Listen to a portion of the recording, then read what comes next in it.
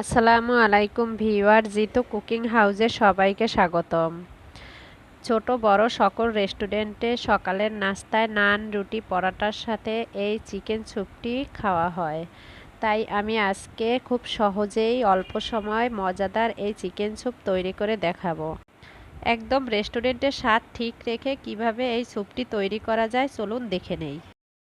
আমি এখানে 3 পিস পাউরুটি নিয়ে সাইডগুলো কেটে ফেলে দিয়ে টুকরো টুকরো করে নিব।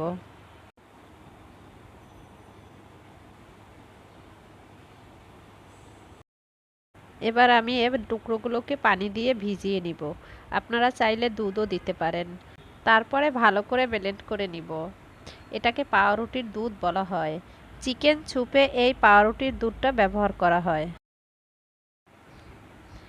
একটি প্যান গরম করে দিয়ে দিলাম বাটার।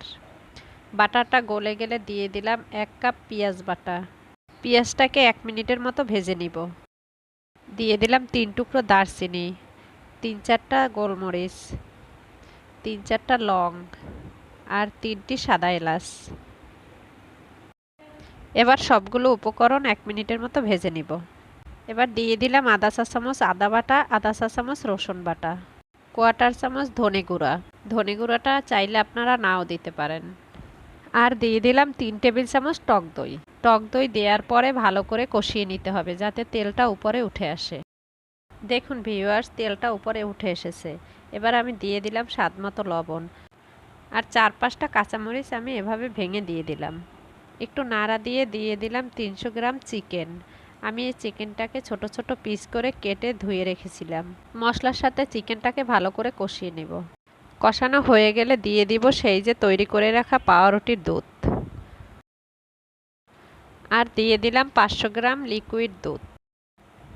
আর 1 কাপ পানি দিয়ে আমি চিকেনটাকে ঢেকে দিব 5 মিনিটের জন্য, যাতে করে চিকেনটা খুব ভালো করে সেদ্ধ হয়ে যায়। 5 মিনিট পর এসে আমি ঢাকনা খুলে দিয়ে দিলাম 4-5টি কাঁচামরিচ। আমি আস্ত কাঁচামরিচ দিলাম যাতে শুধু ফ্লেভারটাই বের হয়।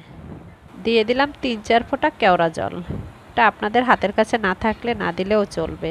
1 চা চামচ চিনি। আর দিয়ে দিলাম 2 টেবিল চামচ বাটার। এবার আমি ঢেকে দিয়ে 5 মিনিট পর নামিয়ে নিব।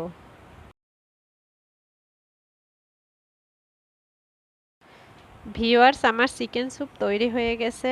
ভালো লাগলে প্লিজ প্লিজ আমার চ্যানেলটা সাবস্ক্রাইব করুন, লাইক কমেন্ট শেয়ার করুন। সবাই ভালো থাকুন। আজকে এ পর্যন্তই। আসসালামু আলাইকুম।